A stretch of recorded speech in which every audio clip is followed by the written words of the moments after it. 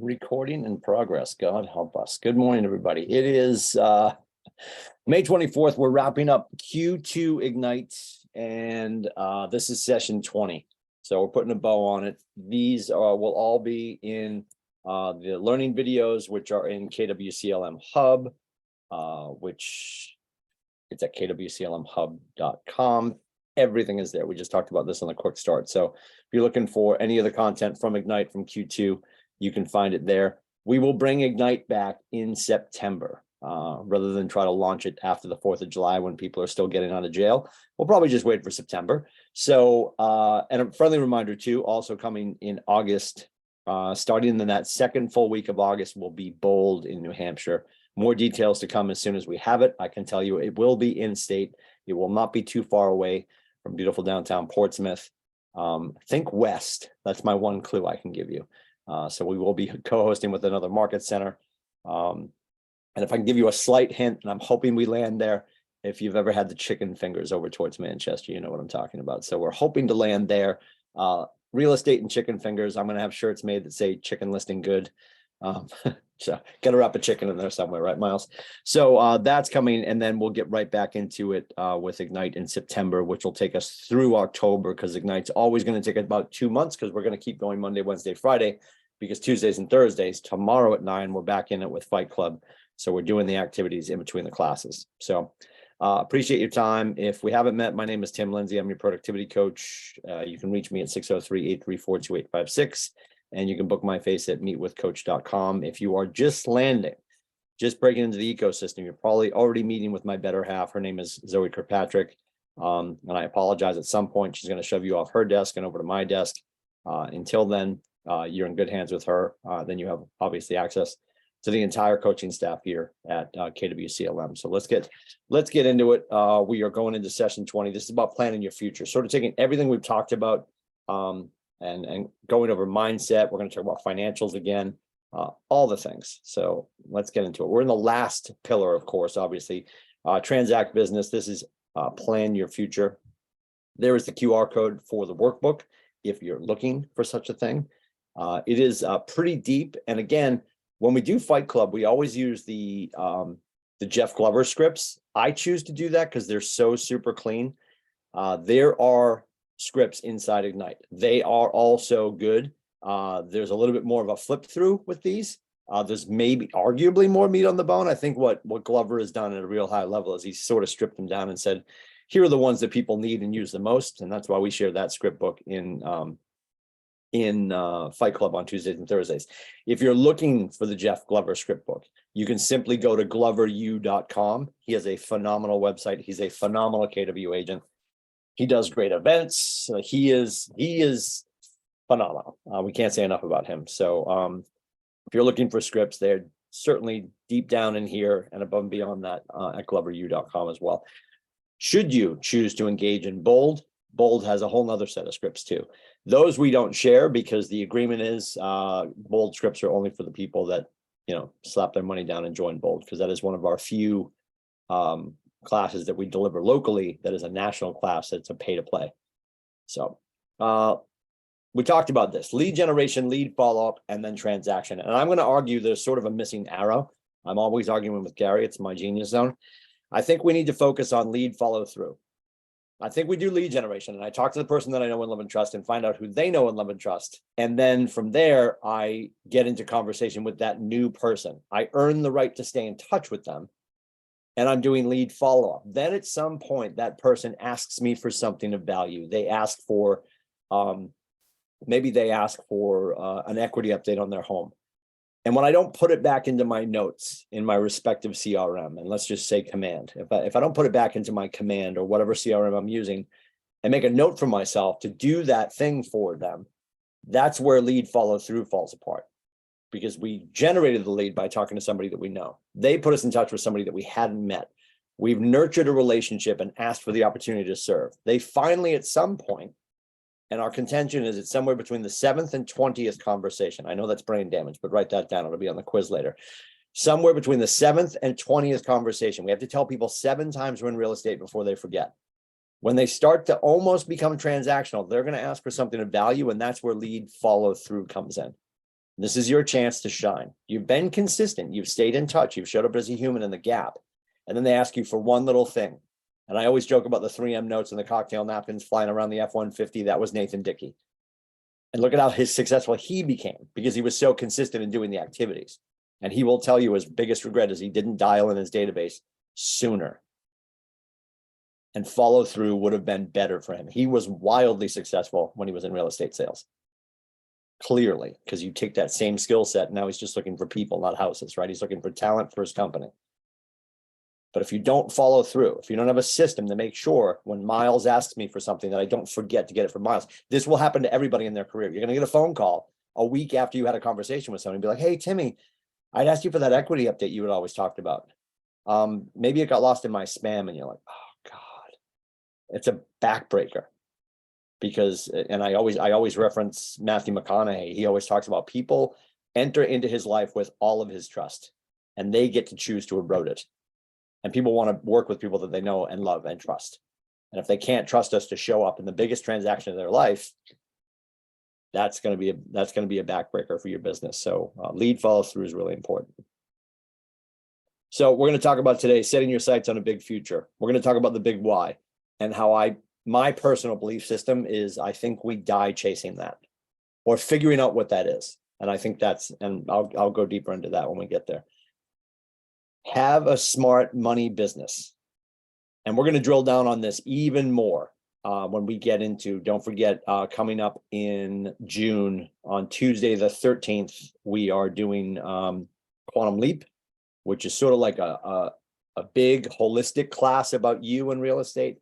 And then on June 29th, we're doing the Business Planning Clinic halftime class. So there's nothing different about the Business Planning Clinic that we're going to do on June 29th. We're just doing it halfway through the year. So if you've never been to Business Planning Clinic, I would love for you to put a velvet rope around June 13th for Quantum Leap and June 29th for Business Planning Clinic. They are full day classes. We will feed you. Please be in the room for that. And we're going to talk more about our expenses and about having a smart money business. Commit to success, commit to the success life system for life, or commit to the success system for life. And what is the success system? We've been talking about it every class. Are you having the conversations? Are you adding them to your database? Are you sending handwritten notes? And it's ironic, all the people that get away from these things, like, yeah, I was doing handwritten notes during COVID, or I did handwritten notes during my first Ignite. And again, Gary's going to remind us, Ignite is built for anyone who had 16 or fewer transactions in the last 12 months. I can tell you in North America, if I had everyone's ear in this industry and asked that question, most of the hands would go up. Right now, in the industry that we're in, 16 deals in 12 months is absolutely possible. You have to ask yourself, are you doing the activities to get there? Because then Gary invites us, when you get on the other side of 16 transactions in 1 year, then you should be a teacher. You should always be in this classroom of Ignite. Just depends on whether you're the teacher or the student. And we're always both. But at some point, when you guys hit capper status, I'm going to ask you to please step to the front of the room and lead the class. Plan for learning. This is really important. You'll hear Gary talk about this all the time. When he sits down in December, and you'll notice KWRI goes dark in December. That's where like all the map stuff stops. We don't have any major events. And a lot of thought leaders, a lot of CEOs, a lot of people just take December off, right? Because you're rolling into Hanukkah, you're rolling into Christmas, and a lot of corporate America, like the day after Thanksgiving, the tryptophan lasts for about 45 days, right? Like nobody's really waking up again until after New Year's. So it's a good time to settle down, but it's a great time when you are home with your family celebrating your holidays this winter. What is your growth plan? What am I going to do in January to build me? What am I going to do in February to build me? Now, we have a lot of plug and play things. You can say, well, February is family reunion. I'm going to Vegas. Everybody keeps asking me, is it really in Vegas? It's in Vegas. Yes. If you like Vegas, I don't really love Vegas, but you know, it is what it is. It's like America's armpit. I'm sorry if you have family in Vegas, but it is what it is. It is what it is. Nathan's very excited because he loves to gamble. I don't really love to gamble. So in the grand scheme of things, you can sort of take a lot of the initiatives from KW and say, that's my growth plan for this month. Hey, I'm going to do bold here. I'm going to do family. I'm going to do mega. I'm going to go to spring masterminds. But absent that, are you sending yourself to some big educational initiative or some personal thing? Like maybe you're going to go out to Utah and get in a sweat tent and do ayahuasca. Is that how we pronounce it? I don't even know. I just heard stories, right? Like maybe that's your thing. I'm no judgment. Like, what are you going to do to grow you? Because if we are just building blocks and building businesses and we're not actually working on the other side of it, and we're going to talk about this, my job as your coach is to make sure your head is clear, it's tethered to your heart. Absent that, what the hell are we doing? If you've had a friend or anybody who's gone through any big situation, or a friend who's gone through like a divorce, they're going to be lunch meat at the office, right? And I'm not trying to pick on that one particular thing, but if we don't really have a clear head and a full heart, it's really difficult to actually care about what you're doing in business. So we're going to talk about that as well. And then design your future plan. And then we'll hit your recaps on ahas and I'll get you on your way. I'll remind you, of course, it is Wednesday. If you have your Vermont license, you shouldn't be here. I love you. You should be in contracts at 10 o'clock. If you have your Maine license, you should be there. At 11 o'clock, I'll have you all on your way by then so we can get into New Hampshire contracts. If you are coming to Meredith, All Partners is in Meredith today at 12 o'clock. And then at 1:30, there's a 3-hour CEU for wire fraud for both Maine and New Hampshire. And then weather pending, we're supposed to have a parking lot party, but I think it's going to snow starting at like 1 o'clock. So it's not going to snow, but you know what I mean? I'm just being dramatic. It's what I do. All right. How you think matters. Gary Keller says in the MREA, how you think matters. How you think in the beginning really matters. And this struck me. Well, we were just at in Round Rock, Texas, earlier in the month for mega leadership camp. And one of the coaches made a really good point. The reason most agents that are getting started, and correct me if I'm wrong, because I got a handful of people that just landed this year, and I'm glad you're here. Good to see you. Drive carefully, Polina. My son has told me, even though he's got 13 speeding tickets, Aiden's told me that it's not 10-2 anymore. It's 8-4. Your hands are supposed to be down at 8-4, which doesn't make any sense. But I was just going to tell you to put them at 10-2 because I'm 1,000 years old. Anyway, there was a coach in Texas that made a great point. A lot of our agents who are getting started don't want to tell all their friends that they're in real estate because their fear is their next conversation is that they're not in real estate anymore. And that was a gut punch for me because I completely understand. Because don't forget, I was where you guys were. I walked into the women's prison on Islington Street, 501 Islington Street, our old office, on July 1st, 2010, not knowing what the hell I was doing. Fearful, and we want to protect our ego, right? Everyone on planet America wants two things. They want to look good and be right. Ironically, all of our clients, all of our consumers, all of our friends want to feel heard and cared for. So somebody's got to drop their guard. And as the business owners, we have to be willing to be transparent and drop our guard. And I'm going to implore you to make sure that your friends know that you are in real estate. And again, we have to tell them 7 times we're in real estate before we forget. Then you have to flip that coin. And if you ever tell me, well, Timmy, all my people know I'm in real estate, ask yourself the question, Talena, do they know that you require their help to do what you do in real estate? And far and wide, the answer is historically no. Because we don't do a great job of explaining to them how they can help us. We are referral-based companies. Each and every one of us have our own personal company. We all live and breathe on referrals. It's very rare that you're going to finish a calendar year and be like, yep, I did 90% of my business with people I never met before. I want you to do that. We'll talk about that during Business Planning Clinic when we get to the 135, the GPS, and how you can attack certain pillars in your business. I want you to continue to bring in new relationships, but know that you're going to save time and money and emotional capital by working with the people you already know. The heirloom seedlings of your greatness are already in your phone. I'm going to say that again. The heirloom seedlings of your greatness are already in your phone. And I know you've got friends at other brokerages. We have people in our market center, no judgment when I say this, that are stroking massive checks to our friends at Billow. And Billow could shut that off tonight. Now, the contention is, well, Timmy, yeah, but I gave them a check for the next 3 months. They will send you your money back.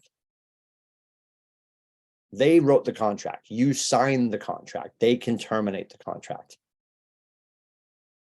So please work with the people in your phone. I wouldn't say this 3,000 times an hour if it wasn't true. Nate paid me to be the ass in the room.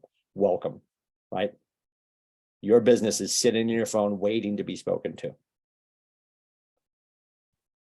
I love this slide because it's so important. I've always said to you guys, and I said it just a few minutes ago, as your coach, my job is to make sure your head is clear and that it's tethered to your heart. Otherwise, what are we doing, right? So, and ironically, the most impossible real estate to truly own is the 5.5 inches between your ears. We historically rent that space to other people, to our worst thoughts, I ask you guys all the time, who do you spend the most time with? I'll let anybody answer. Somebody unmute and answer. Who do you spend the most time with?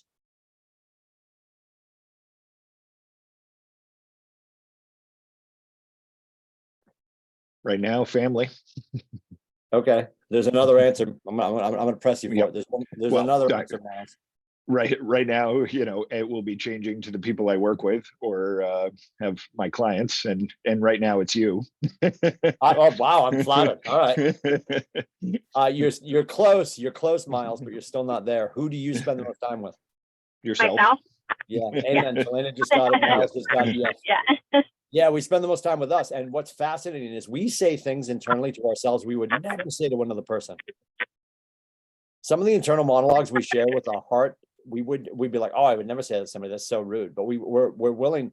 And again, I live and breathe in self-deprecating humor.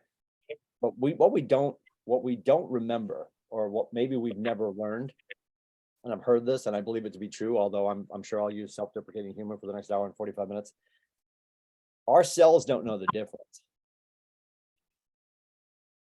Like the ability to reason and rationalize that was sarcastic or there was some levity baked in, our brains just hear negativity. So if we choose to have that conversation with ourselves, if you're actually planting that, like you get to, and we've had this conversation about rewiring your brain, right? Through Point FAR. We talk about this in bold, PTFAR. All of us at our age, and I'll speak because I can speak for two people because I'm 75 years old. At anybody's age, it's in real estate. You're 18 plus years old. I would argue when you get to about 30, I think when we hit our 30s, your faith, your politics, your programming, your wiring is pretty hardwired.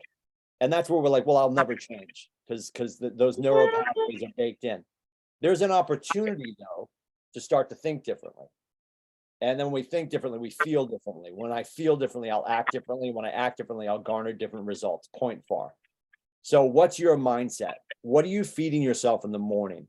Do you have that affirmation hanging by the vanity in the bathroom, hanging in the shower? Is there something that you're reading to change your mindset? Are you giving yourself time in the morning too? Wildly popular. I'm going to mute you, Helena, just because you have a lot of background noise. Oh, sorry. No offense taken. What are we doing in the morning? And I know I've talked about Father Fay at the seminary when 4,000 years ago when I was in college, and he was like, boys, if you don't take one day off, you'll take every day off. So are you giving yourself 60 minutes? Robert Kiyosaki calls it the millionaire's hour. And a lot of people will call that 4:59, right? Are you getting up at 5 o'clock? Do you give yourself 60 minutes? So you don't spend the rest of the day saying, hey, you know what? I haven't taken any time for myself. Like I've said to you guys, you can knock on my door at the end of July and be like, I haven't taken a vacation since the Truman administration. I will be like, cool, that's stupid. Like, don't do that. So if we're not giving ourselves 60 minutes in the morning, why is the morning so important? Because we get to set our palate. We get to set our mind and our heart. And usually nobody's awake at 5 o'clock to jam you up. The humans will get in the way later, and you'll be more mentally and emotionally prepared to defend yourself against that bucket of stupid when you've given yourself the time to grow you in the morning. So if you're not an early bird, I get that. And the best part of that is you get to change your mind and decide to be an early bird. And early might be different for you. It doesn't need to be 4:59. But if hey, when I wake up, the kids and the family are already awake and the cat's jumping on my face. All right. Yeah, and the cats start the Zoomies at 2:30. So I don't know if maybe you sell the cat on Etsy. I'll take the cat. My wife won't, but I'll take the cat. I don't know what you need to do to create some safety for yourself, but we have to start to make sure that we are pouring into us. Because the big thing, and we talk about this, if you read The One Thing, they talk about willpower is not on will call. It is impossible for you to not start fully charged, deliver well for your clients, and then go home to your loved ones and still have wind in your sails. That's very difficult. Now, there's ways you can take a cat nap. You can go sit and stare at the ocean and maybe meditate. Maybe that'll refill your battery a little bit. But it's very rare that you're going to be able to, outside of artificially recharge your battery. Well, I'm gonna go just get I'm just gonna get a latte. I'm gonna go get something. That's a spike.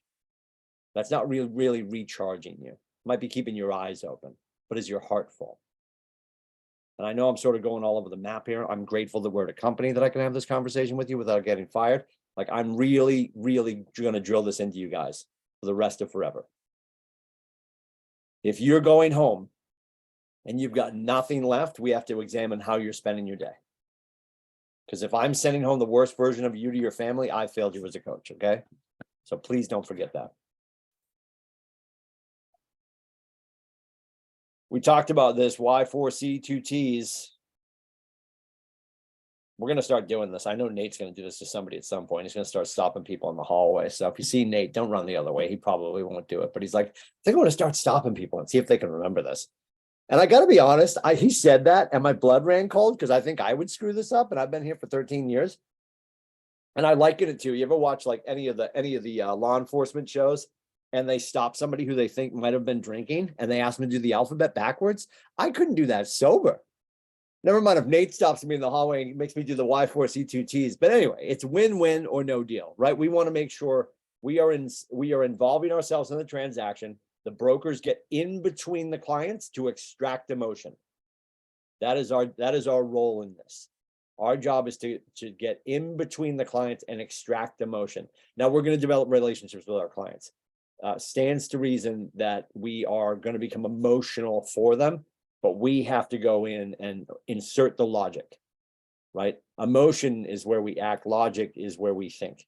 And we need to be the people that are driving the thought process and keeping things logical and making sure it's a win-win for both. You'll always hear me say win-win, win-win, because I want our co-brokes to win and our clients to win, but our clients come first, right? Like, it's not a win for us if they didn't win. But if we're all playing in the same space, and remember that your co-broke, don't forget, you're going to do 80% of your business between this conversation and the end of your career is going to be done with 20% of the agents. And that's good math. Don't forget that, right? Think about your real estate class. How many people were in that class with you? I mean, you probably had a screen full. I'm thinking now because you guys were digital, right? For the most part, probably a lot of you did digital. I don't think a lot of our instructors are even going to go back to brick and mortar because it's just convenient to do it digitally. And I appreciate that. But if you had, I mean, during the height of COVID, when people thought like it was like a lottery ticket to get into real estate, we had 100 people in a room. But what can I tell you? Half of those people never take the test. So now we're down to 50. Half of the people that take the test fail the first time. Now you're down to 25. Half of those will take it again. And then then the kids that actually act and join a brokerage, and then the kids that last 2 years. So when we talk about 6,000 licensed agents in New Hampshire, we talk about 6,000 KW agents in the New England region. Only 20% of them are hustling. And I'm not trying to pick on anybody, but go to licensing class today. When you're in contracts class today, not licensing class, I apologize. Contracts today, 90%, at least 90% of our agents have a New Hampshire license. So I would argue, based on our math, carry the 4, divide by 3, about 602 kids should be beating down the digital door to get into contracts class today. And I'm not picking on JV because she's awesome. We'll have kids in the room and kids online. If we have more than 80 people combined, I'll buy you a Coke. I'll be shocked. And that's heartbreaking. You know, integrity, we want to do the right thing. Customers always come first. Don't forget, it doesn't say customers are always right, because they're not, but they do come first. And we treat them as teammates, and we always involve them in the decision. Their decision is our decision, but we want to help them make the right decision. We want to insert logic and data and help them make the right decision. It's not about them buying something. It's about them making the logical decision for them and their loved ones. Commitment in all things. I talked about this with JV on the quick start this morning. Are you interested in being successful? Or are you committed? Are you interested in real estate? Or are you committed? Commitment in all things. Communication, seek first to understand. We got to keep asking questions. The bullet points in the back of my grave are going to be: ask great questions, take great notes, have honest conversations. And what is a great question? It's the next one. If we keep peeling the onion, we're always going to make them feel heard and cared for.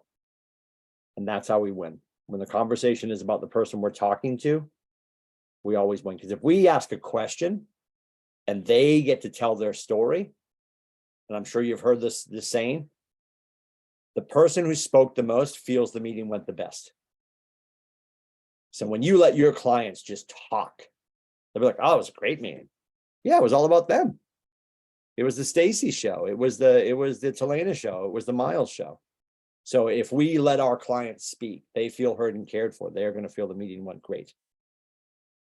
And that's the problem with most agents when they sit at a kitchen table. They're trying to shove down the consumer's throat why you should work with me, why I'm so great.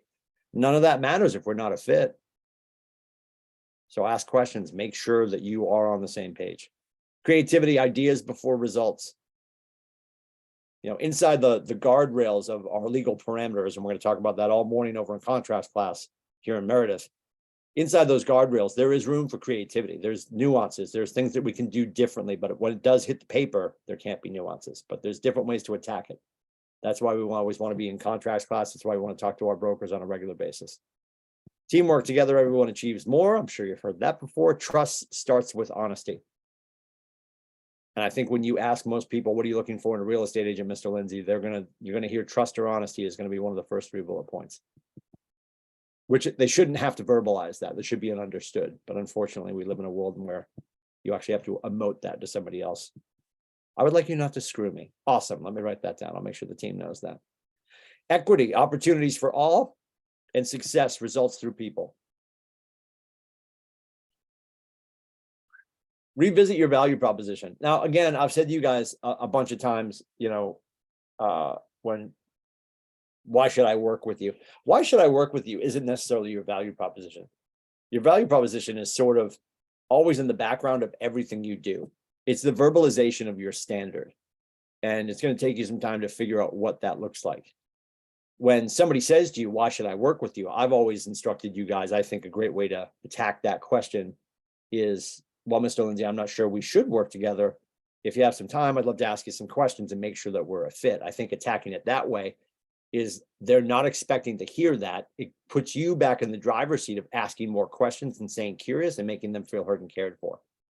As opposed to a lot of people, that's when people jump into their 15-second elevator speech, which is just tone deaf. Why should I work with you? Well, I got a really nice Mercedes. I got my hair done. I got the iPhone 15. I'm great. You should work with me. Like, nobody cares.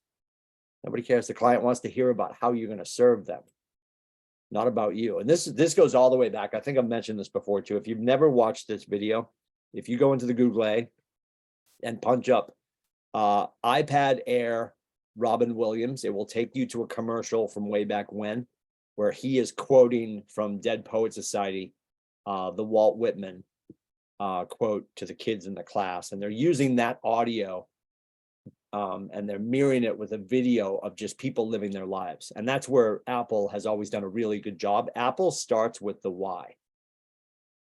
A lot of tech companies, a lot of any company that's trying to sell a product starts with, we have the best engineers. We have the best this, we have the best why. And Apple will take you on a journey and just show you, they always want it to go back to, this piece of tech will help you live your life better. And it's about you living a better life. It's not about the tech is better than somebody else's tech. So if you ever get a chance to go watch that video on Google or YouTube, I should say, just punch up iPad Air Robin Williams. I'm sure you'll find it. It's phenomenally done. One of the other cool things that Apple did at one point, just to make people think differently. Hey, why should I work with you? Well, Mr. Lindsay, I'm not sure we should work together. If I could ask you a few questions. Apple always does things to sort of get you to stop. And Apple had a commercial a handful of years ago during the NHL hockey playoffs. They had bought a ton of time. If you're watching the NBA playoffs right now, Google Pixel has bought all the commercials. The iPhone had bought space during the NHL playoffs a handful of years ago, and there was just a commercial. There was no read. It was just video. It was people in the city, at soccer fields, jumping on the train, all that kind of stuff, and they're all taking pictures. And it went to black at the end, and all you heard was a voice saying, "Is the iPhone is the #1 camera on the planet." And if you weren't listening, you didn't get it. The iPhone is the #1 camera on the planet. And it just went to black and the little Apple logo came up and it went away.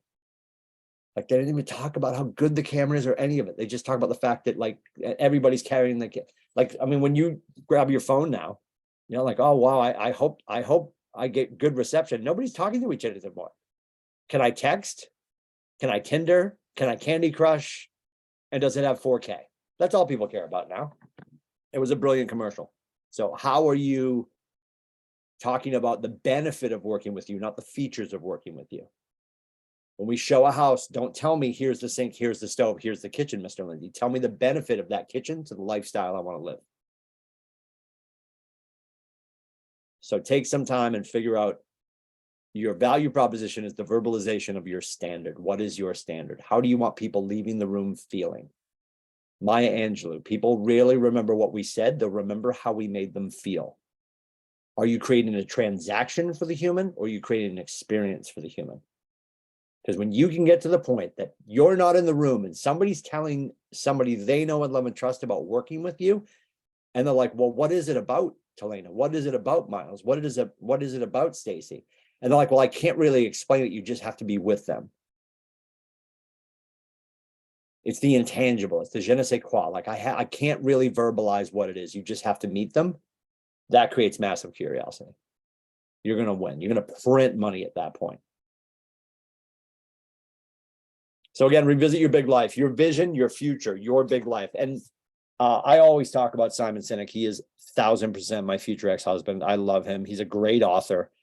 His first book, Start With Why, is phenomenal. His second book, Leaders Eat Last, and his most recent book, you've heard me talk about so much, The Infinite Game. He's a great author. And when I read Start With Why, and we always talk about this, you'll hear a lot of thought leaders talk about this. We talk about it a lot at KW, like you got to know what your big why is. And I've offended people and I've said this, but it's my job to offend you, I think. It should be one of the bullet points in my job description. I don't say this to offend people, but I want you to think about this. I think a lot of people sort of fall on the nerve, sort of, well, you know what, my big why is my kids. And I'm not saying it's not. I love my boys too. And if you don't have any kids, there's somebody in your life that you care about. When we start to say that our big why is somebody else, I'm not saying that's not part of it. It's certainly part of the driver. My contention, and this is my belief system, I'm sure if Sinek and baby Jesus and Gary were here, that all tell me I'm wrong. That's fine. My contention is that your big why was part of your DNA when you were born. And I think we spend the rest of our life seeking out what that really is. And I will be remarkably comfortable if I die trying to find it, as long as I'm doing the next right thing every day. So I think if you're just going to fall down and say, well, my big why is my kids. Okay, well, explain that to me. Talk to me more about that. And yes, a piece of that is, well, my kids will be a part of my legacy, 1000%. But I want you to think a little bit deeper, beyond the short people you have at home and your partners and spouses you have at home and boyfriends and girlfriends you have at home. Take it a little bit deeper than that when you start to think about your big why. And I know we're getting very theoretical here, but I want you to think about this kind of stuff. This is important, because this will be the reason you decide to have your feet hit the floor on your shittiest morning ever, because you're worried about something bigger than you.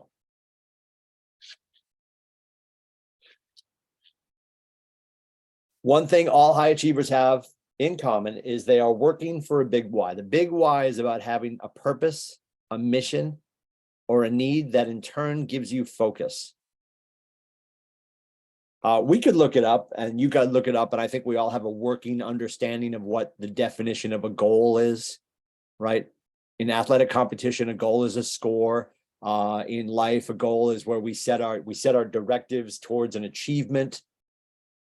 And it wasn't until I got to KW that I heard people start talking about what is the purpose of a goal. And I love this. So we just talked about what a goal is, right? In athletic competition, it's a score, it's a point. A goal in general in our business and our life is the object of which we set our intent, where we direct all of our initiatives. The purpose of a goal. What is the purpose of a goal? Does anybody want to shout out what they think the purpose of a goal is? And whatever you say, you're not wrong. So just say whatever you think.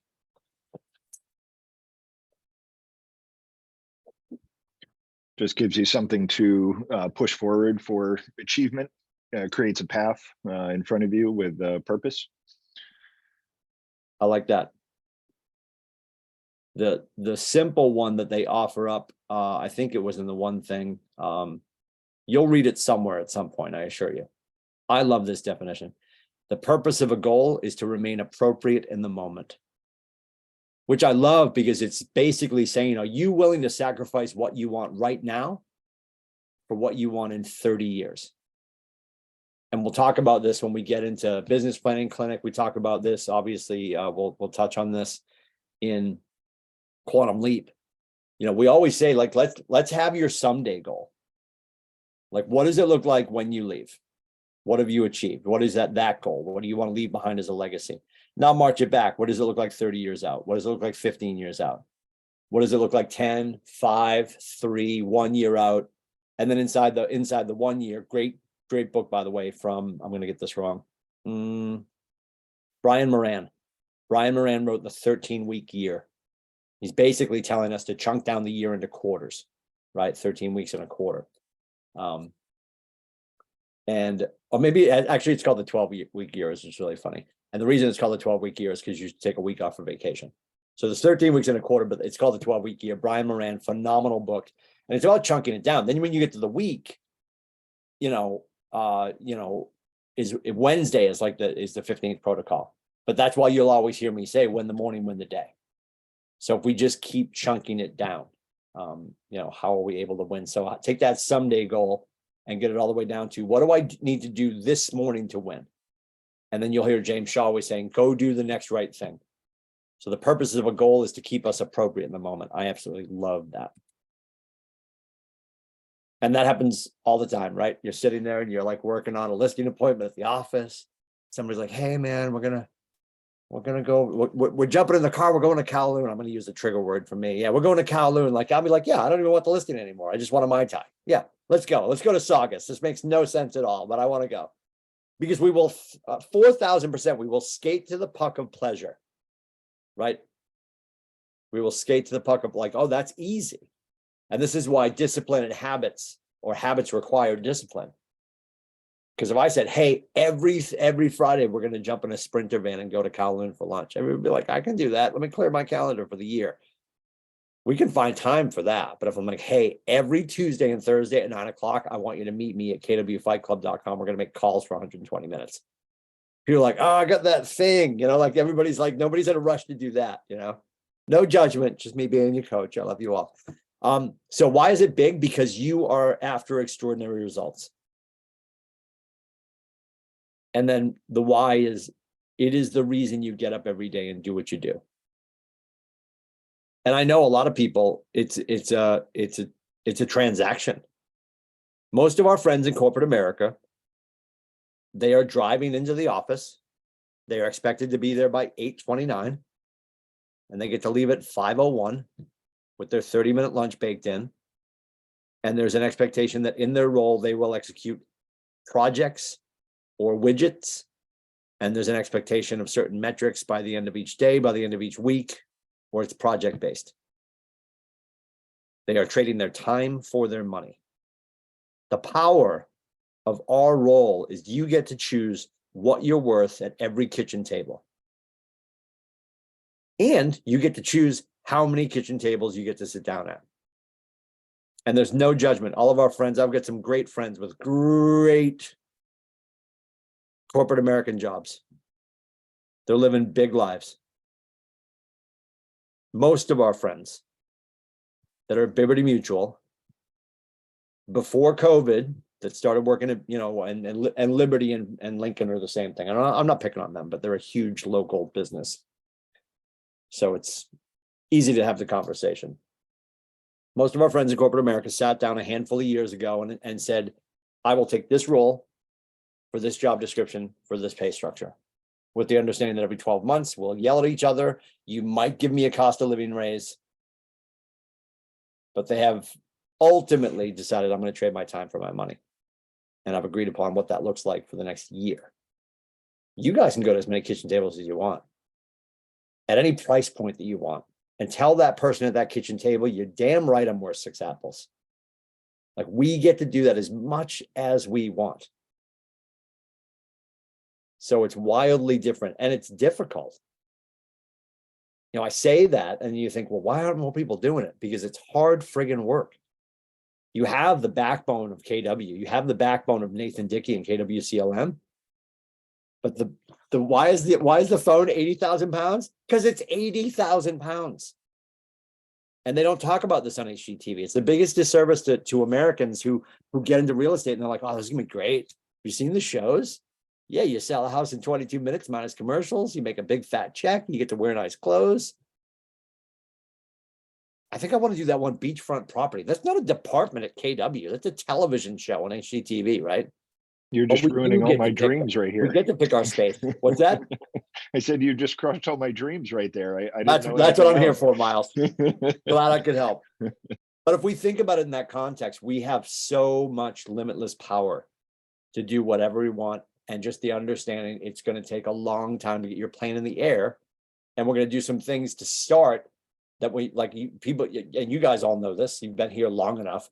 You don't just walk in and say, I'm going to do luxury and then just jump into that space, And even if you do, luxury homes have great price points and luxury homes bring and luxury homes bring really cool conversations. They bring fewer really cool conversations. So we have to earn the right to pick our niche when it comes to real estate. Oh, did we just click through 15? What am I doing? Hang on. There we go. So your big why powers your big life. Ahas, ideas. How's your thoughts changed since we got started? We are at 9:43. We're not doing too bad. I just like the the breakdown of the big why and and knowing that's kind of an evolving process. Yeah, I'll be honest. I've had some people that I've had that conversation with, and they're like, "No, I think it's something you can figure out." And I'm not going to fight with somebody on that. But anytime I'm arguing with Nathan, which is like every 17 minutes, anytime I'm getting into it with Nate, I always stop him like, you can't tell me how to feel, Like our Yep, job as definitely. leaders is to encourage each other to think differently, right? Yeah. Like if you, as a peer and as a coach and as a friend, my job is to help you think differently so you can get what you want when you want it. Mhm. But when you start to tell me, well, I'm blah, blah, blah, this, that, or the other thing, I can't say, well, you should feel differently. I can't ever tell you how to feel, but I can encourage you to think differently. So people have said, I've had some people say, oh no, you can definitely, you can definitely have it all figured out. And maybe people do. But I think our circumstances change so much. Our wiring doesn't. But when your circumstances are constantly changing and everyone's always are, I think to me, and this is maybe because, at seminary, I spent most of my time at college seminary. We were doing philosophy and theology, right? So I've got deeply rooted philosophical thoughts about this. And I just sort of think it's an ongoing conversation. And I want to give myself the grace. It's the same with weight loss. A handful of years ago, it was 2007 that, and again, I know I'm back to my before picture, but I'd lost a ton of weight. When I joined, I affectionately call them fat watchers. And I give them credit because they gave me the tools to do what I did, but I give myself credit because I did it. When I joined Fat Watchers back in 2007, I was 378.8 on opening night, which is amazing, right? I was like, Sophie, I'm like, are they going to bring out a second scale? Like, what's happening? And I took off 210 pounds. And in doing that, having the discipline to keep doing that, my thought process was because I had so many people, and then I ended up for 5 years, I was coaching at Fat Watchers. And I would have people come in and they were upset because they ate right or they tracked or whatever, but they felt like it wasn't moving quickly enough.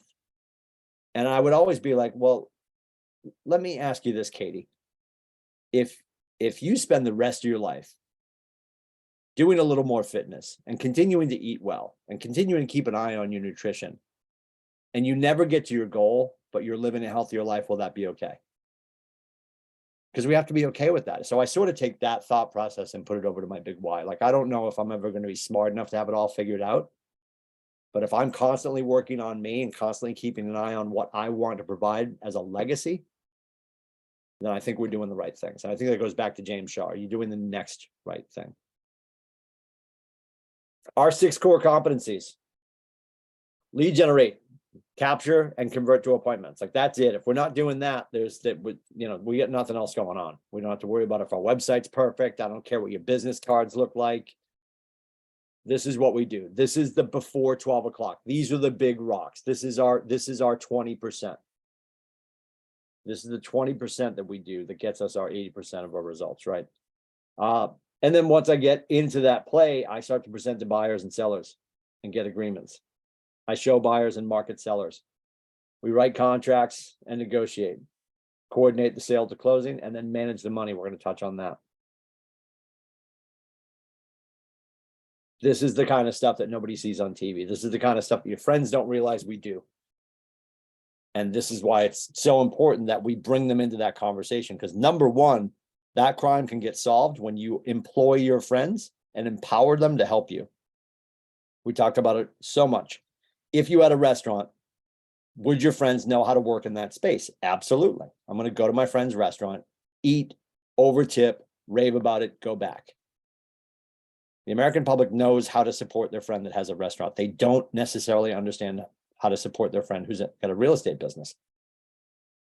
If your friend's a landscaper, hire them, right? They don't understand the power of the referral in our industry, and we have to emotionalize that for them and empower them to be part of our business and our success. Because given the opportunity, they would want to help.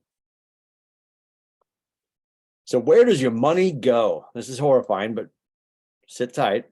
Keep your hands at 8 and 4, 10 and 2. I don't know. Stand by.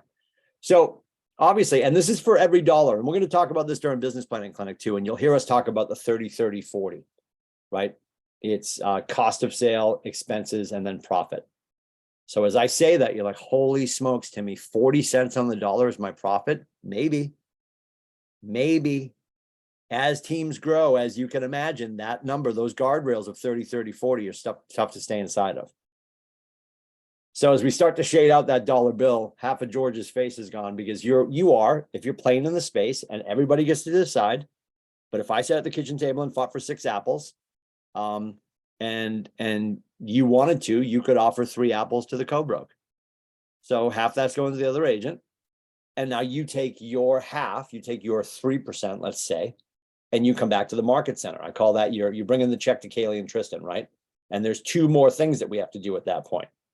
You got to pay Kaylee and Gary. I call it your Kaylee money and your Gary money. So your Kaylee money is you're paying your market center company dollar until you satisfy your cap. If you're a solo artist, it's $20,000, which comes out at 20% per deal until you cap at $20,000. Then you're paying your Gary money, which comes out at 6% and caps at $3,000.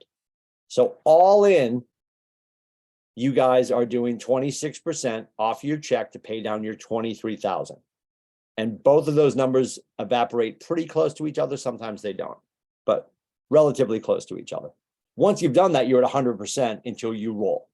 When you guys got here, you had your start date. Usually the first day of the month after your start date is when you have a financial calendar with us. So if you guys have your login for Naren or Prime, whatever your login is, that's your start date. We usually use the number when your license landed. So if you're thinking about logging in, if your number is 0912, that means September 12th was your first day with us. So you're an October 1st baby. Does that make sense?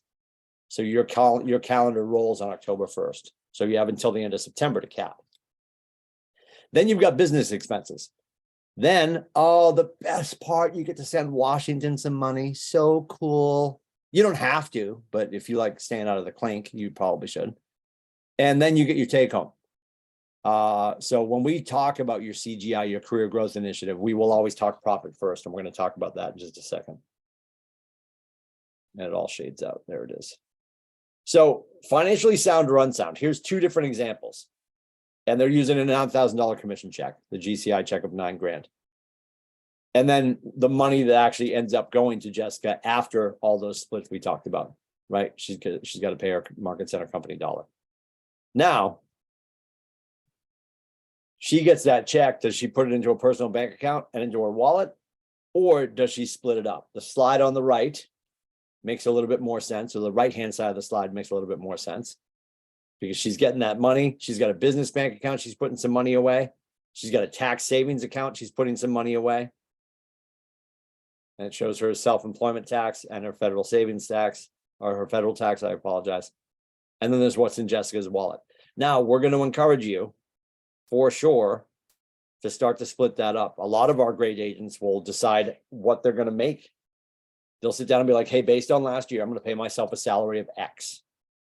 And anything else is going to go into my business savings or personal savings. And with the inconsistency of the market, if we're not doing what we should be doing on a regular basis, today's May 24th, it's actually August 22nd. I know I have a gap right now. If I haven't done the right activities, I might have a gap between today and August 22nd where there's no check coming in. So I understand when you guys get paid, sometimes they're like, oh no, I got to go talk to Eversource. I got to go talk to DirecTV.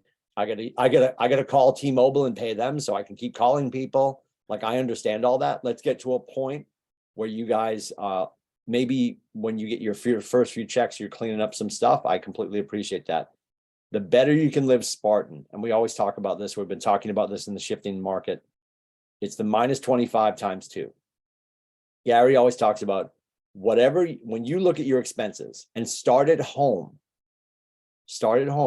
when you look at your expenses, if you needed to tomorrow, can you identify 25% of your expenses that if you needed to tomorrow, you could cut? And if you go through that exercise with the household and you locate what that is, Gary would recommend that you cut it now.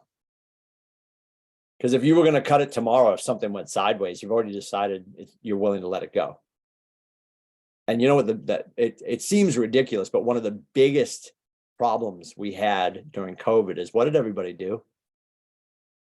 I got Hulu Plus without commercials. I got HBO Max.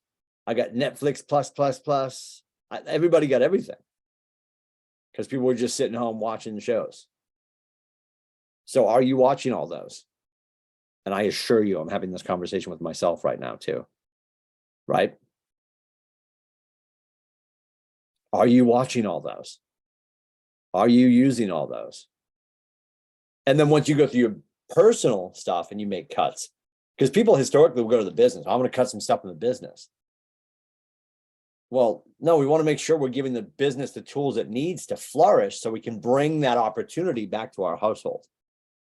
So we want to make sure we're making the household cuts we need to make. And we're not overspending right now in our business. Not a penny more than we need.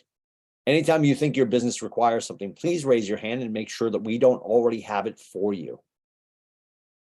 And I know the probability or the propensity to pick up the phone and call Billo and say, please send me some leads. I'll send you a check. And you're using the machine that already has your leads in it. And my biggest fear, and this is brain damage for me, is when you do call Billo and say, I'd like some leads, you're not asking for Spokane, Washington. You're not asking for Des Moines, Iowa. You're going to ask for leads in Dover. So when Billo sends you your sister's phone number, please come to my office. I will kick you in the face. That's just not smart. Right? Like if you get one of your loved ones sent to you as a lead, like if you paid Billo to get your friend's phone number, oh, you should just lay under your own car and hit reverse. Like, honest to God, that's brain damage. No judgment. You send your money wherever you want to, right? This is a free disclaimer from your coach. I'm not telling you how to run your business. I'm recommending best practices. And asking for leads in a city in which you live, I want you to think about that. Fascinating, actually. Fascinating. Is the $9,000 commission check Jessica receives profit, income, or revenue?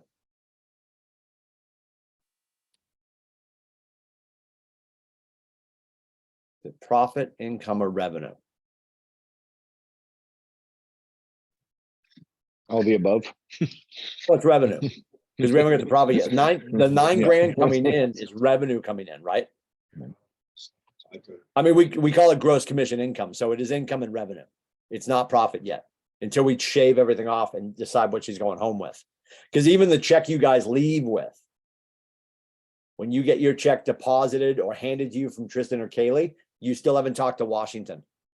You paid referrals, you paid Kaylee, you paid Gary, but you haven't talked to Washington yet.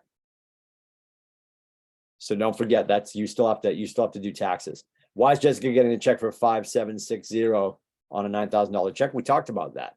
You're paying company dollar, you're paying referrals, you're paying expenses within your business. And don't forget your referral will come off the top, just so we're clear on that. You get a $10,000 GCI check and your friend Katie sent you the referral from San Diego. Kaylee is sending 2,500 to Katie right off the top. The referral comes right off the top. And then the rest of the money, because she's got to take that 2,500, let's assume maybe at her market center in San Diego. And that's got to, if she's not capped, that's got to run through all that conversation for her first too. So her $2,500 check, she's got to pay her market center, she's got to pay Gary, and then she's got to pay Washington. Which scenario is financially sound? We want you to use the one on the right. Build your bank accounts. If you build a business checking account so you can start to separate the stuff that you're going to put in there to fund your business, and steal the model from the market center. I mean, we talk about this all the time with our teams too. Like when we get paid, right? When company dollar comes in, we use that money, because you could do this within your teams. If you start to grow a team, it could be another opportunity for growth. So, and we'll talk about profit share later this month. So when all of the company dollar comes in, let's just say there's $400,000 in company dollar. We let Nate go in and roll around in it for a little bit, because it's his company dollar. He's the owner, but he also signed a charter with Gary that says that I will take 48% of that and profit share it back to the agents that help me grow the company. So the $400,000 comes in. Pretty cool. Now we got to take that first number though, $400,000, that's company dollar. We have to pay our debt. Part of our charter with KW that Nathan signed is we will carry no debt. So we clear our debt every month. We carry no debt at KW. So we have to pay our bills. So let's just assume, because America's delicious right now, $200,000 goes out to pay rent, electricity, and for Cheetos. So now we have $200,000 left over. And that is now owner's profit. And in a normal situation, the owner walks away with that. In a KW situation, because of profit share, Nathan, the owner that took the risk to open the company, takes 52%. 48% goes back to the agents in the ecosystem that had somebody in their growth tree who was productive in the month in which we were profitable. And I'm not going to go into the weeds on this, but we always consistently teach profit share on usually the Friday closest to the 21st. That's profit share day. So when you hear us talking about profit share, just always jump into that conversation. I do believe Christian, Scott, and the great Pedro Metch are going to be having a profit share conversation in the next week or so. Let's talk about your opportunity to build that, because it's a huge opportunity. That's why we call today's meeting an all partners meeting. Every one of you is a partner in this company with Nathan. If you're not financially benefiting from that, we're going to encourage you to do that. And we're going to help you do that. If you ever have somebody who wants to come play here, raise your hand and make sure they get in conversation with Jeffrey and Mark. Money is good for the good they're going to do. And I love that quote. Money is good for the good that it can do. The misquote that you always hear is money is the root of all evil. That actually is a misquote. The quote is the love of money is the root of all evil. Now, I'm also going to not necessarily get in the mud on that one, because people are just like, yeah, oh no, I'm here for the people. I mean, I love you and I believe you, but nobody's doing some of the brain damage that we do to get a cupcake and a hug. Like if I showed up at if I got back to the house and the wife's like, how would the week go? I'm like, what? I got a Twix bar. And I had a handful of really good conversations. She'd be like, well, yeah, but we got to get groceries, So we're all here to build a business that will give us more of our time back and obviously create financial opportunity for our families. So getting our mindset out of whether it's money is the root of all evil or the love of money is the root of all evil, the actual quote, and starting to focus on money is good for the good that it can do. Money is energy. It's energy.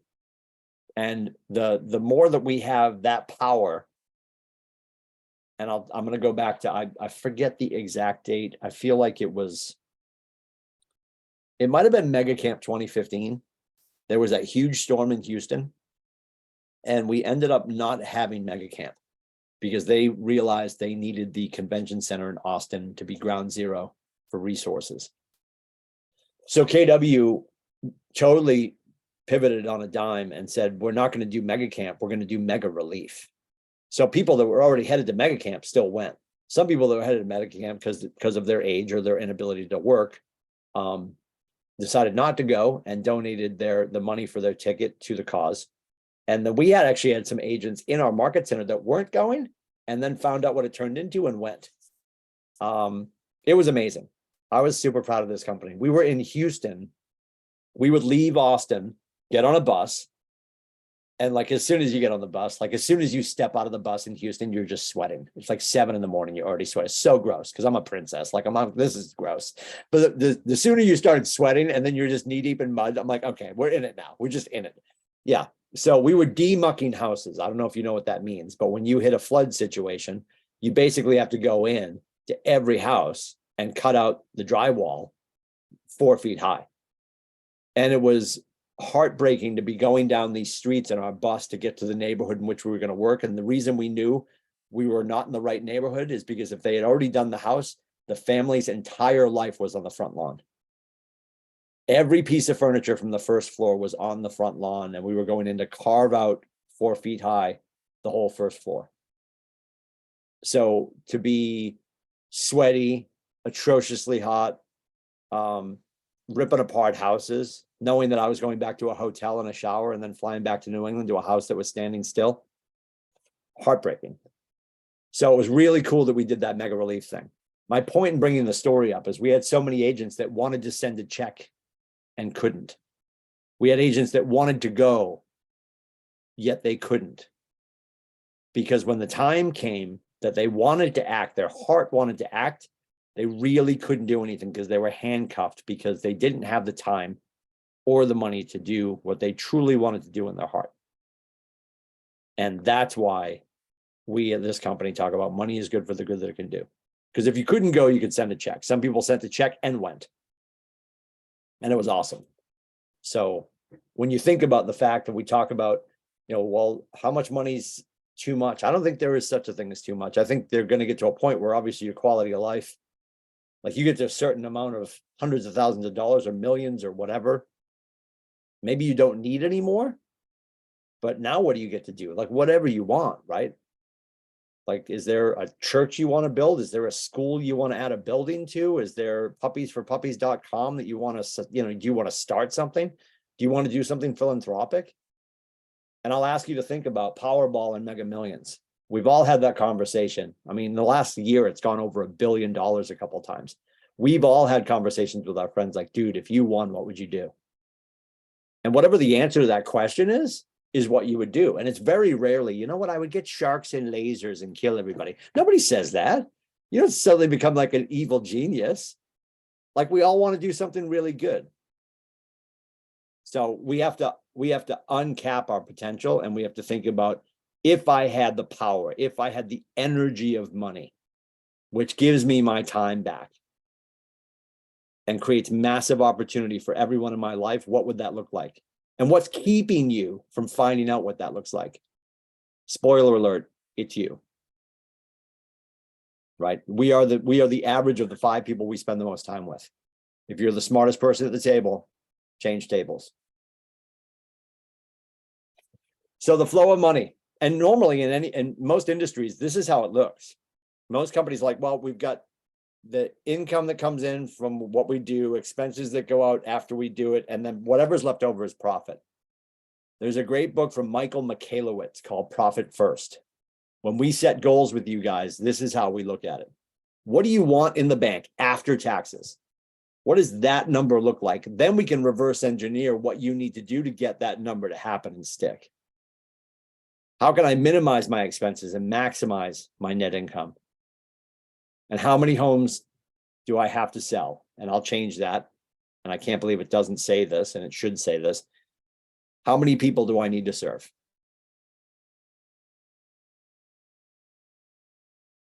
If we talk about serving people, I always say serving families, and I know we can't say families. We'll get sued if we say families. So I'm going to say serving people. If we talk about serving people, if we romanticize what we do for a living, we're going to get more buy-in from our people. So yes, volume is exciting. I sold $40 million in volume this year. Cool. How many lives did you change? Because was it two $20 million houses? And no judgment on people that do big business and big volume. I'm not judging them. But if we start to step away from what's really important, which is our opportunity to change lives, and this is starting to sneak up on people. You're seeing people that are still monetarily doing the same, but they're doing less business. So they're changing fewer lives. They've created less raving fans. And that will eventually catch up with you. So as I always say about our luxury people, like, yeah, cool. You've got 5 houses over $1 million.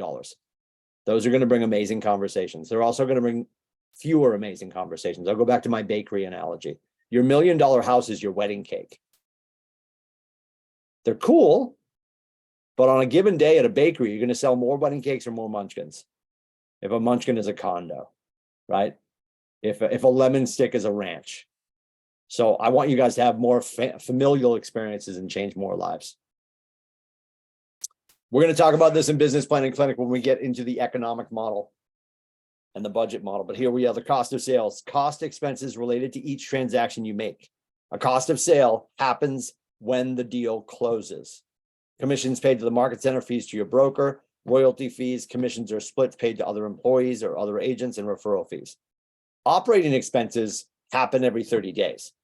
Related to running your business, your rent, your auto, salaries, insurance, professional services, marketing, and advertising. So a cost of sale happens when the transaction happens. Operating expenses happen every 30 days. That's your 30-30, right? Expenses and cost of sale are 30% each. That leave you the profit. Best practices, gain clarity on your big why and plans for your future.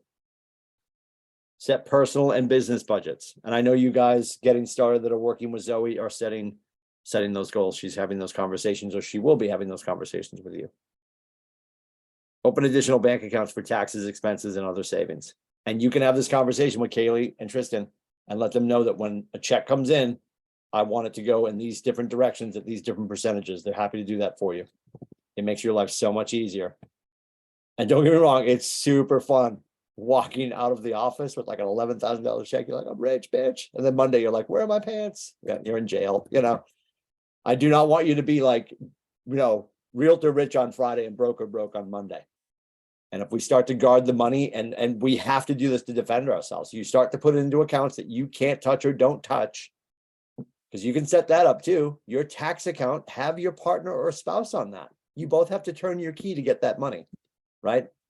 Because you can pay your quarterly taxes. The MRE chart of accounts, download and use that. We'll talk about that in Business Planning Clinic. You have accounting software. Do you have your CPA or tax person? I know some people don't use them because their life is not that complicated. My wife and I don't have 15 houses and 3 yachts. We typically just sit at the computer and cry together. We have a great story. Our son, Cameron, has been doing YouTube since he turned 14. He just turned 17. Sad part of the story is he makes more money than a lot of our agents. Additionally, though, on his YouTube videos, he gets a check once a month, because if you're making at least $150, you get a check. And his YouTube videos are doing about $200 a month. So we actually had to add him to our taxes in the last couple of years, which is annoying and awesome. So where are we? Set a date to calculate and pay your estimated taxes. Always get in front of these conversations for sure. Brindley's going to be talking about this tomorrow. She's in Portsmouth tomorrow, 12 to 4. If your face is available, you should be in that classroom. She's a phenomenal teacher, great human being, wonderful Keller agent, wonderful Keller person. Prepare your future, insurance, savings, and investments. If you don't have your person to talk to, we have a ton of people to talk to. There's Josh Holt in Portsmouth is a great guy. We've got the one and only Brian Lang, who's a friend of the Market Center. He's with Edward Jones. Josh Holt in Portsmouth is with his own firm. They're both great guys. Josh Holt actually used to be an agent with us. Brian Lang's a great friend of the Market Center. Great friend Nathan Dickey. He works with a whole bunch of us on our stuff, and they're not great conversations to have. It's not fun. Like, oh yeah, I'm going to start to spend this money. Like when I launched my life insurance, so my wife can kill me in my sleep. That's not fun. But this much money's coming out of my bank account every month. So when I'm not here anymore, like it's not fun to do that. But I also know that if I get hit by a bus tomorrow, there's going to be some income for some time for my family to replace my stupidity, which is good, I guess. I don't know. I'd rather be golfing and drinking, but that's all right. We'll talk about that later. It's a whole other class. Session 21. Gary Keller in Shift says, think and act your wage, or think and act the wage you want before you earn it. Average is as average does, good is as good does, and great is as great does. What you do is who you become. Gary will say, show me your schedule, I'll show you your future. And it's so true. And this is about being with the right people. James Shaw, go do the next right thing. The next right thing, when we wrap here in a little bit, is to either digitally or physically get yourself into contracts. If you're coming to Meredith, awesome. I'll see you in a little bit. If not, you go over to kellertv.com. That's our next right thing. We are practicing real estate. This is not a job. It is a practice of real estate. We have to stay up on our paperwork. We have to do everything we can do to make sure we are serving our clients. That paperwork is entrusted to us by our governors of the states we serve to make sure that we are leading our consumers and our clients as a fiduciary on a journey. And we're supposed to be the lead dog in that conversation. It's not their job to understand the paperwork, it's our job to translate that for them. So what's your net income goal? Like, what do you want? And if you haven't had that financial conversation yet with Zoe, it's coming up. If you want to revisit it, we can revisit it for sure. I'm going to say, as your coach, when you set a goal for the year, we probably shouldn't adjust the goal. We should adjust the activities. And I know people don't want to hear that, but I don't want you adjusting the goal. And I want you guys to always set goals that scare you a little bit and take you out of your comfort zone. Because if you were saying, well, I want to do, and this is a pretty average number that people throw in. A lot of people are just like, 100,000 would be great. Okay, so let's make it 150. Because if we set it at 150 and you fail and only get to 105, it's better than the 100 you planned on in the first place, right? And a great quote, I forget who this is from. I'm sure a million people have said it. Your goals are not big enough if your friends aren't laughing at you.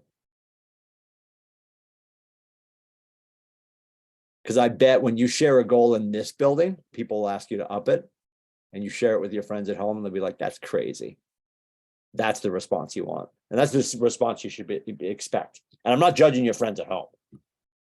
But there was an article, I know we talked about this. There was an article in Forbes a handful of years ago where the average American said $75,000 was good. I don't think anybody is here to make 75. And when your friends in corporate America say 75, they're talking about 75. Then they're talking about taxes and medical and 401k. So it won't even be 75. And $100,000 at our market center is not crazy talk. But if you only talk about making $100,000 and you never do anything, that could be a fool's errand. But we have all the tools to get that done for you. So think about what you want that net income goal to be. We will factor in the company dollar and royalty cap, your business expenses, and ultimately, as you're getting started, you're really only your cost of sale as you're getting started as an agent is really your Gary money and your Kaylee money. If you're paying a VTC to do transaction coordination, that comes out. Brinley's Group is $400. Would I pay Brinley's Group to do $400 to take my contracts off my desk? Yes, every day and twice on Sunday before church. I have no desire to be Typosaurus Rex. Nope, none of it. I mean, I'm gonna type up the contract, but once it goes to their desk and they're handling all that stuff, oh my God. I want you guys to understand your contracts and understand the process and get savvy and opportunities. As soon as that is keeping you from making your next phone call, you should be moving that to a virtual transaction coordinator. And that's where you talk to Brinley. She'll be in class tomorrow. She's phenomenal. Her team's phenomenal. And that's a cost of sale. You don't pay Brinley and her team $400 unless your deal closes. Would I take the time? If I measured $400 versus the time of me sitting at my computer typing like an idiot, oh my God. Huge savings, just the emotional capital. I know I talk about that a lot, but the brain damage of me typing versus somebody else typing, is it worth $400 for me to get back to my family? to go watch Aiden play lacrosse, to go watch Cameron at Special Olympics, 1000%. Priceless. Priceless. Your average commission. So when we talk about this kind of stuff, when we get to business planning clinic June 29th, we will always, unless you have your numbers in front of you, we'll throw out company averages. Our company average right now is about 450 for volume. We usually use about 400, but I'll get new numbers. But at about 400 on volume and at 2.5%, our average GCI check's about $10,000. That's why you'll always hear us use those company averages. Which you're thinking, wow, with all the properties on the lake and Chickenboro and over at Nubble, like how is it only $400,000? Because we have $70,000 trailers in there too, right? It's the company average. We have a huge footprint. We serve a lot of families. We do a ton of big dollar transactions, but our average is actually grown. We're probably closer to 450. I'll let you know when we get to the end of June. And then what's your annual transaction goal? And I always want you to focus on that. Please don't focus on the volume. Please don't focus on your GCI. Stay focused on how many families do you want to serve? How many people do you want to serve? Because when you can have that conversation, it's not transactional with your friends. It's emotional. It's about helping other people. Everyone wants to do that. During COVID, when people were getting their face kicked in, people were losing their jobs, some of our biggest foundations made the most money. I know we've talked about this. The Jimmy Fund during COVID, when no one was at Fenway, had some of their biggest years because people were dying to do good because of the way it makes them feel. Money is good for the good that it can do. Getting paid at the closing, there's a whole process for this. Please speak to Tristan and Kaylee. I know this was discussed during orientation. You can get involved with our partners who are title companies. Jenny Kopp and the crew at 4 Points will help you do this. You are sitting at the closing table getting a check with your name on it. And if you're sitting with a broker from another company that has to take their check back to their company, and I'm going back 1,000 years, but I'll never forget, I was sitting across from a kid that worked at Coldwell. And at the time, the Coldwell agents had to bring it back to their office. I promised I wouldn't laugh. They had to mail it to New Jersey. They got paid like 3 weeks later. I was going right to the Portsmouth Brewery and cashing it at the bar. I'm joking. I didn't do that. Maybe I did that. I don't know. Anyway, it doesn't matter. I'm walking out with a check with my name on it. And the person across from me might have their check coming in 3 weeks. Most companies are moving in this direction. But if you are getting paid at the table, I used to be purposeful about this. When Jenny Kopp would slide my check to me, I would spin it so the kid across the table from me could read that it said Timothy Lindsay. And that prompted at least a dozen conversations. Like, dude, is that your name on that check? Yeah, we have to pay at the table here. You don't know. 21 days could be the reason somebody leaves their brokerage. And I'm not making that up.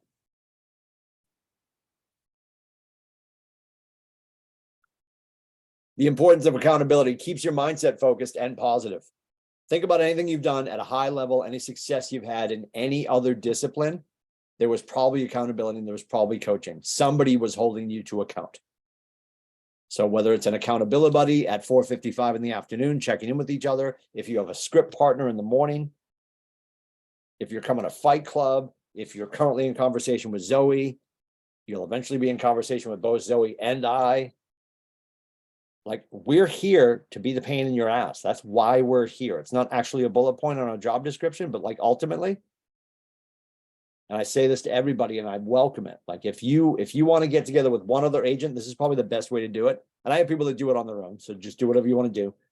My phone, as I'm driving home, gets a ton of texts every afternoon because I've told all of you, if you want to text me at 4:55, at 5 o'clock, whenever, and just tell me what you did or didn't do. Because while you're texting me and saying, hey man, didn't make any phone calls, talked to my cat, we had pancakes, it was awesome. At least you're verbalizing what you didn't do that day. And I'm not always going to write back to you like, Tolstoy. I'm not going to give you a big, huge paragraph. I'll be like, nice work, great job. But when you're punching with your little thumbs into the talking machine, to me, what you're doing or not doing, there's a little bit of accountability. I'm here for it. So if you want to text me, I think the best way to do it is you just pick somebody else. Don't even tell them you're doing it. You just pick somebody else. It's mild, and it's just like, hey, Talena, Tim's on this text too. We're gonna start checking in every day at 5 o'clock. Right? Because if you just start doing it with another agent, they'll blow you off. You add me into the mix. Now, I'm not saying I'm Morpheus from the Matrix, but if you add me to the mix, there's a little Irish Catholic guilt, and they'll probably show up a little bit better. Just a thought. 603-834-2856. Text away. Challenges you and makes you uncomfortable at times, just like that. And it's one of our 6 personal perspectives. We're going to be teaching 6 personal perspectives that first Friday in June. Fridays normally, and we've gotten away from it because I've been doing a lot of shift stuff on Fridays. Normally, our Friday schedule at 11 o'clock is that first Friday of the month. We teach something from KWU. This June, next month is going to be 6 personal perspectives. That middle Friday, I do a thing called Coffee with a Capper, or Macchiato with a Mega. I don't know, whatever I want to call it. And we have Brad Kelly come on from Movement Mortgage and talk about the market. And then I interview an agent who just got to capper status. Actually, this coming month, I'm going to talk to Talia Sperduto, who is part of our lab group. And she is just about to cap, and she is really doing all the right activities. So we're going to talk to her about the success that she's finding with what she's doing. And then normally that third Friday of the month is really close to Profit Share Day, and we teach Profit Share once a month too. So that's our normal schedule. So 6 personal perspectives will be coming in a couple of Fridays, just so you know. Types of accountability. You can use people or tools, right? You can use that accountability partner. You can use Zoe and myself. We have a mentorship program within the Market Center. We have our mentorship and coaching team, the lab group with Allison Mueller. And then the next step after that, if you want to put more skin in the game, is KW MAPS coaching. MAPS stands for Mega Achievement Productivity Systems. Most of our agents will move into MAPS coaching because it's just another level of getting yelled at. We have agents who coach with us, coach with a MAPS coach, go to Bold, they do all the things. MAPS coaching, there's 2 levels. There's Breakthrough, which is once every other week, or there's Mastery, which is once a week. And it's a 30-minute phone call. Mastery coaching is $1,000 a month. It's $12,000 a year. I guarantee your GCI will go through the roof. And I'll say this, and if Gary's listening, good morning, Gary, you look great. I will also tell you we are not the Market Center that force feeds MAPS coaching. I won't do it. It's always going to be there. Everything we have at KW is like a Vegas buffet. It's open all night. The food's always there. The food's always hot. Whenever you need something, it's going to be there. So where Jeff and I are never like a lot of productivity coaches and TLs will be like, oh, your next step, like Gary would say, you guys go with from zero to cap, you're with your productivity coach. And when you go to from cap to MAPS, and that we should be shoving you right to MAPS coaching immediately. I don't have that mindset. If you're in a good spot, you're plugged in, you're still coaching with us, because I coach everybody. A lot of Market Centers, they're like, oh, once they've capped, the productivity coach stops talking to them. We're always going to be here for coaching conversations. Should you want to go to MAPS coaching, I'm not going to stop you. But at the same time, I'd rather have you start to shell away some money and make sure that you have 6 months or 12 months personal reserves, 6 months or 12 months business reserves, and that everything that you need dotted up and I's dotted and T's crossed is good. I've also seen people go right into MAPS and it lit a fire under their ass and they made exorbitant amounts of money. So it's always going to be there. It's never going to be a forced conversation at this Market Center. Nobody at this Market Center, nobody on our staff is going to be like, you got to go to MAPS coaching. It will always be there.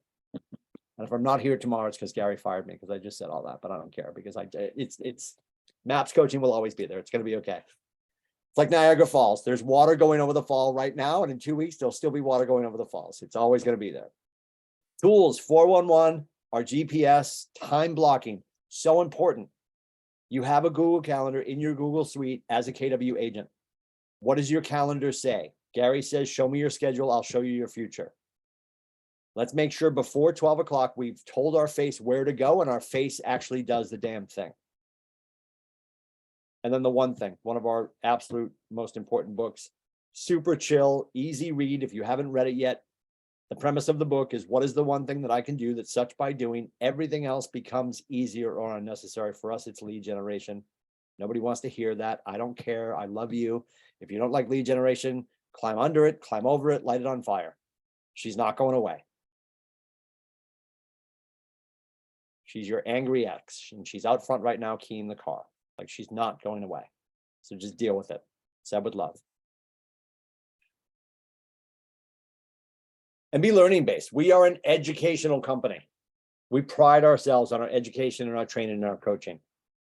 Learn more about your market center. You'll notice that we don't call it new agent orientation. It's orientation, because we have agents come in from other brokerages and they're like, oh no, I know all the things. No, you don't. Like, we call it getting Kellerized. You spend most of your freshman year just like, what are all these stupid acronyms? And I know we have a ton of stupid acronyms, but you got to get Kellerized. So we call it orientation, not new agent orientation. But are you learning more about the market? Are you going on homes tours? Every other Tuesday, Melissa Lesniak does a great one. They have one up here in the Lakes region as well.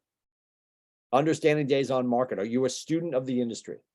Our job is to be a student of the industry so we can be the local market expert. And I say this and I'll stand by it. And if you never do, there's no judgment. But I think if you're going to be a Keller agent and you're going to be here for an extended period of time, and I think you're in the right place.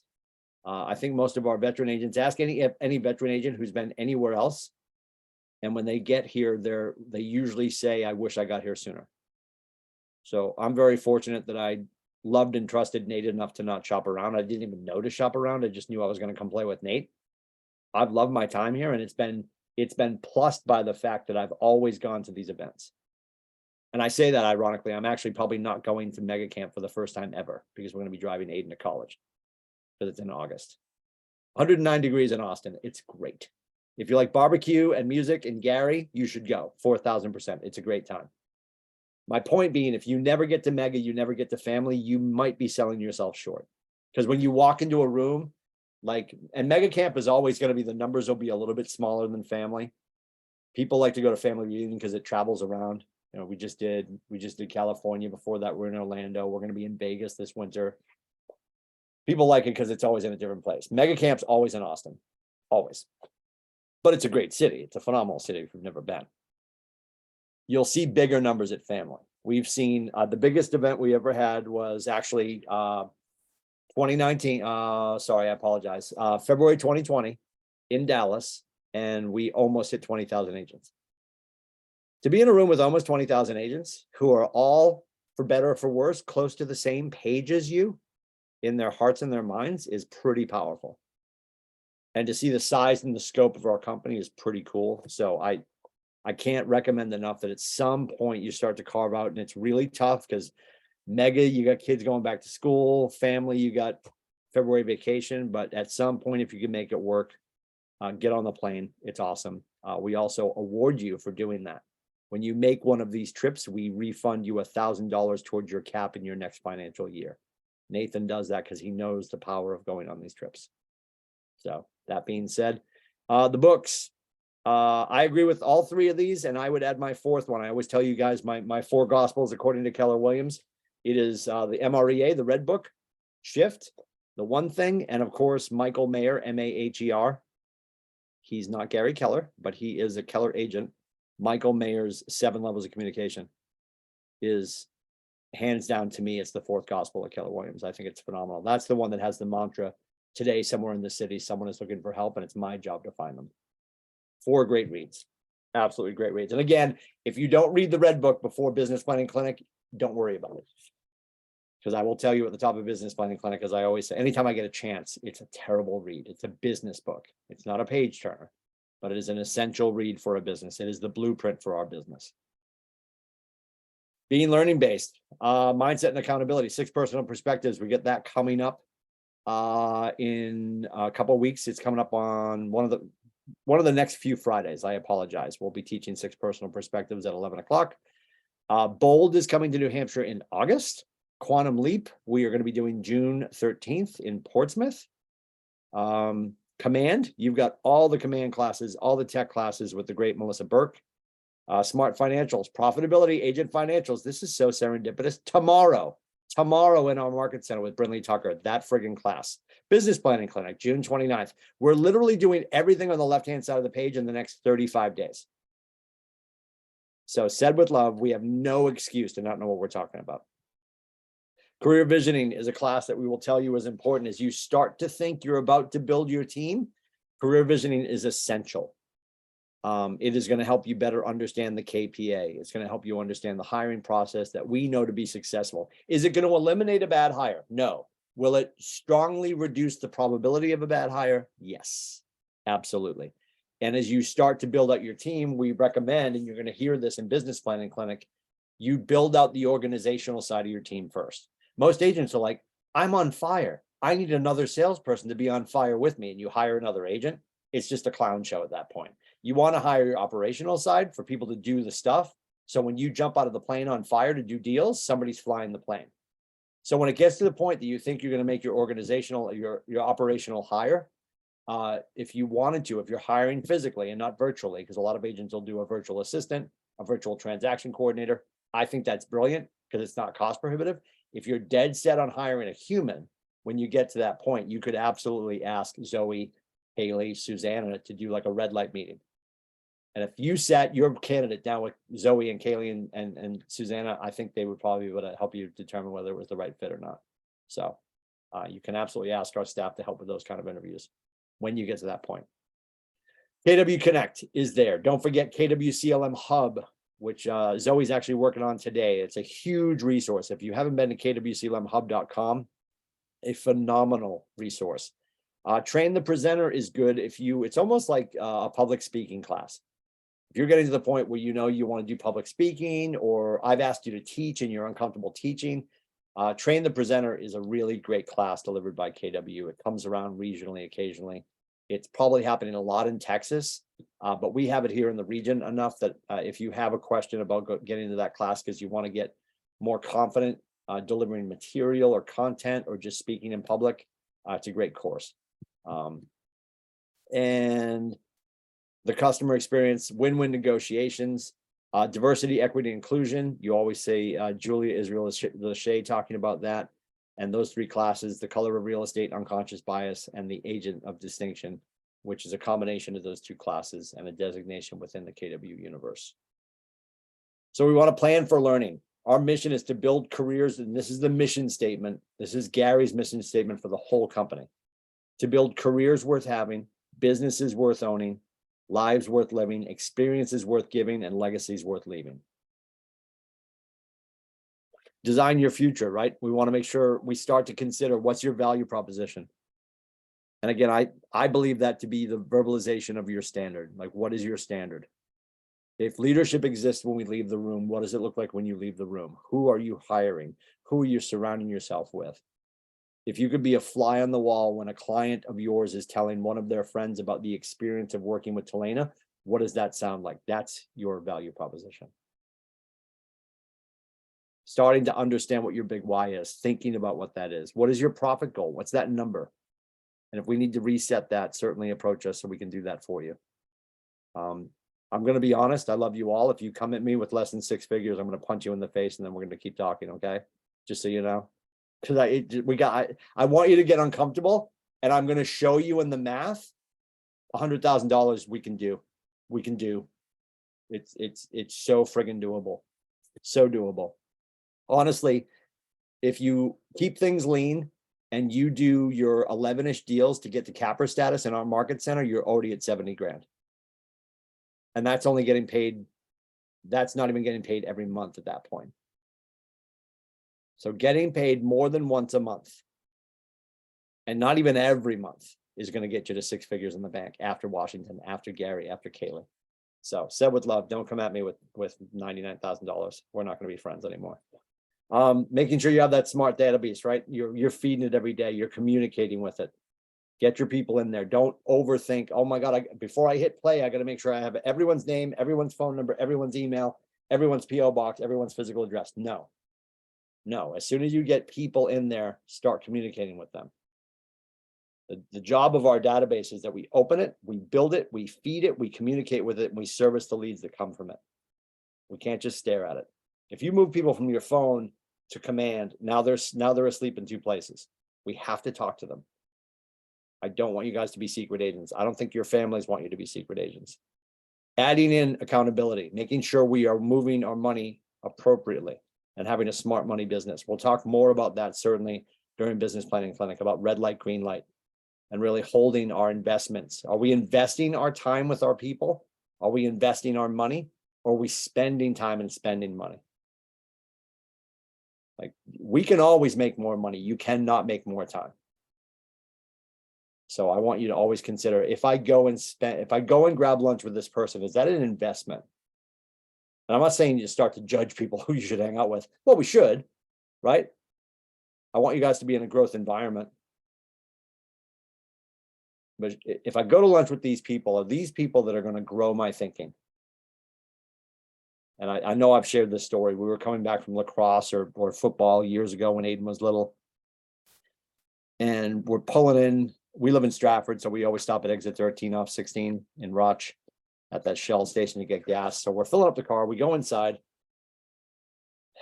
I'm grabbing an iced tea. He's grabbing a power drink because he's trying to work on his lats or something. I don't know. He's 6. I have no idea what he was doing. But anyway, so we both get a couple of drinks and we're standing in line. There's 2 guys in line. One's in one line, the other one's in the other line. And they realize that they know each other. And, Tony says to Jimmy, "Hey, Jimmy, how's it going?" And Tony says, "Yeah, same shit, different day." And I was like, because that's like one of my, bothers me. So we get back onto the car and I said to Aiden, "Did you hear what those guys are talking about?" And he goes, "Yeah, Dad, I know." He swore. And I'm like, "Oh, I'm not worried about that." He's watched the Bruins with me. He's heard bad words. I'm not worried about the swear word. I'm worried about what he said. And I said, if you get to your adult life and you ever say that to another grown person, I have failed you as a father. Right?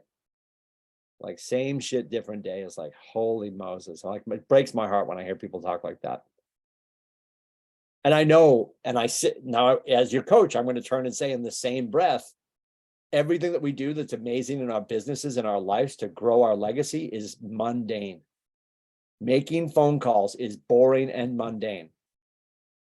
The result of doing that will not develop a mindset of same shit, different day. And that's what I want for you and your loved ones. Do we have accountability baked in? Do you have an accountability buddy that you're talking to at 5 o'clock? "Hey, Timmy, you were going to get the price change on 32 Oak Street. Did you do that?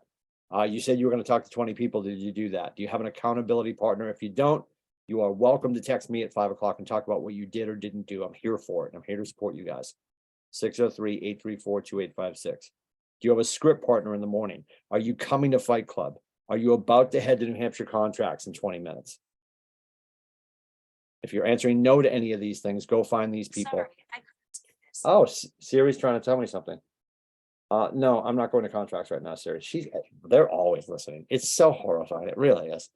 I should be in jail already, I suppose. They probably have so much audio. Can you imagine? It's amazing that I'm not in a women's prison right now. And learning. Are we always striving to learn? Like, are you going to classes? And are you going to classes not because somebody forced you to go? And you'll hear us talk about this in Quantum Leap. I believe we talk about it for sure. Are you a prisoner? Are you there because your team lead sent you? Are you there as a vacationer? Because if I sit in this class, I get to hide? Or are you there as a willing participant, knowing you want to leave with an actionable item? Are we learning based?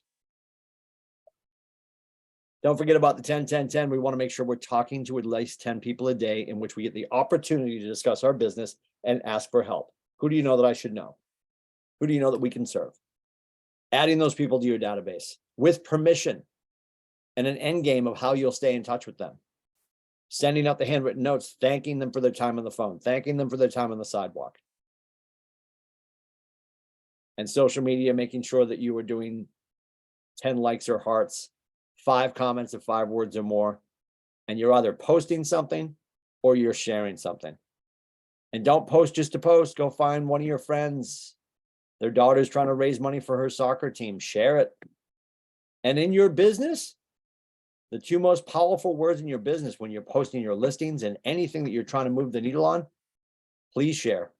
Please share, please share. Your friends will do it 4,000%. Everyone has that friend that shares everybody else's stuff. Yeah. Keep Julie busy. She loves it. She loves it. $43,280. If I ever pitch you in the hallway and stop you and you don't know this number off the top of your heart, I will throat kick you. Like, you better have this memorized at this point, because I will be judged on this as a productivity coach, I guarantee. Because this slide used to be every 35 years we would talk about TCPA. This is in every class. Brindley's going to talk about this tomorrow. I'm going to talk about this in Quantum Leap. It's going to come up in Business Planning Clinic. We're going to talk about it in Bold. It's very important. And as your coach, I can assure you, you can worry less about this. You can never ignore it. You can worry less about this when you're calling the people in your phone. Because Aunt Julie might be on the do not call list, but she's not mad that you're calling because you're her niece or nephew. I engage in every conversation in the spirit of contribution, and people are happy to be in relationship with me. And of course, Michael Mayer from 7 Levels of Communication. Today, somewhere in my city, someone is looking for help, and it's my job to find them. Are we putting on the cape of real estate every day? Are we looking to go save the dude or the damsel in distress? Someone needs your help today. And if we don't get on the phone, if we don't ask our friends who they know that we should know, who they know that we could serve, so they can say, oh my God, my friend Julie is in Portsmouth. She's looking for a condo with deeded parking. That's your win. And it's not always going to be this massive win. It's not always going to turn into a kitchen table or a conference table. When your head hits the pillow tonight, can you tell yourself, in all honesty and integrity, I had exhaustive conversations and I found my person? And it might be just getting somebody in touch with Brad. It might be getting somebody in touch with Brad who has to send them to a credit person. If you find somebody today who just went bankrupt yesterday, they probably can't buy for the next 7 years. But you put them back onto the pathway of home ownership, and they'll never forget that. They will be a raving fan for the next 7 years. It might not seem substantial to you, and this is the differentiation between success and significance. Success usually is judged on how we're doing, the money we're earning, achievements other people see. Significance is, have you changed people's lives? Command and Connect, answers.kw.com. All this stuff is looped through KWCLM Hub. Command's not. KW Connect is, I apologize. But when you go into KW Command now, you'll notice there's a link for KW Connect. So it is one click away.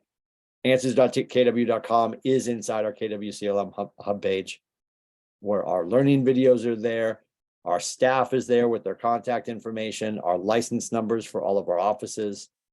Talked about this morning on the quick start, soon to be our KW merch store is coming.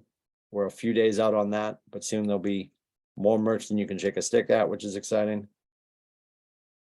I'm trying to click, but it's not clicking. Oh, I'm trying to go to the last one that says tomorrow we're going to class 21. There is no class 21. This is it. So unmute and give me your ahas before we escape. Give me 3 ahas before we escape.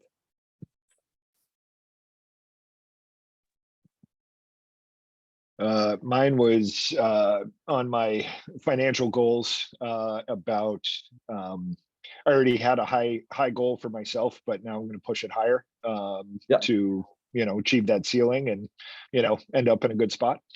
Yeah, awesome. Yeah. Yep, I think I know a lot of people are just like, well, and we hear this all the time. Zoe and I always get, well, what's the word I'm looking for? It's almost like people don't say what's reasonable, but people always look for like, well, what makes the most sense? The word escapes me right now, but people always ask us for that, what's an attainable goal? I'm like, I don't know. I mean, we just met. I don't know what you want, and honestly, it grinds down to talent and tenacity. And you could be like, well, okay, well, I don't know what the hell I'm doing, so I don't have the talent in the industry yet. Well, the tenacity is going to get you to the talent, right? Time on task will beat talent every time. If you're going to sit and grind and make the calls and have the conversations and do what most people, even in this industry, aren't willing to do, you will get there. I could put one of our freshmen in the same room with one of our mega agents, and you could out hustle them. You have to decide if you're willing to do the work to out hustle them. And I don't even want you to compare yourself to others. Comparison is the thief of joy. Ask yourself, what did I do yesterday? Can I be a better version of me today? Because that's all Nate's trying to do. That's all we want to do at 463 for you guys is, can we be a better version of our market center than we were yesterday, last year, last decade?